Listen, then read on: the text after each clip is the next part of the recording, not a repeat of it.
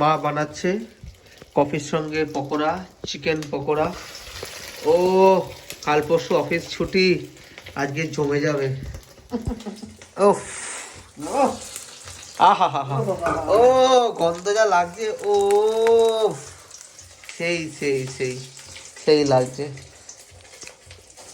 আচ্ছা মা, তোমার সাথে বানিয়ে দিচ্ছ, এরপর আমার যদি বিয়ে ফিয়ে করে এত ভালো করে বউ বানাবে তো? করাবি, করাও বললেই শোন, একটা ভিডিও দেখি বললো, পরে ভিডিওর কথা বললে তোমার রাগ হবে। বলো না, বলো না। ছেলে আর একটা মেয়ে, অল্প বয়সী, ছেলেটা একদম সুব্রতর মতন দেখতে। হ্যাঁ, সুব্রত আমার এক বন্ধুর নাম, বাই দ্য ওয়ে। হ্যাঁ, তারপর এবার বলছে কি, মেয়েটাকে বলছে কি, শেষই একটা কিছু রান্না কর না। বলে কি, কি করবো বল না, আগে বলছে শেষ এক বোতল জল দে না। তারপর দিয়েছে জল, হ্যাঁ জল নিয়ে আসছে। বলছে আজকে কি খাবি রে? এবার বলছে কি, তুই যা করবি। মানে এই জন্য না রাগ করে। কি খাবি বল, খিচুড়ি খাবি না পোলাও খাবি?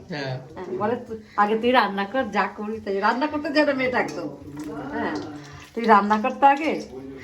তুমি তো আছো, তোমাকে তো শেখাতে হবে না। বলার সঙ্গে সঙ্গে কি করেছে, হাতের জলের বোতল নিয়ে এসছে, ছুড়ে দিয়ে চলে গেছে। বলে এই জন্যই রাগ ধরে, এই বলে ছুড়ে মেরে চলে গেছে। এই হবে না তো কেস, কেসটা এটা হবে না তো, তাই বলছি। না না, আমার মনে তো হয় না ওরকম কিছু হবে। আর তো শাশুড়ি রোজ ফোন করে, আজকে আমাকে করতে হবে ফোন। বলে কালকে আপনি ফোন করবেন, আমি কালকে। এটা পার্সোনাল হয়ে যাচ্ছে, এটা বাদ দাও।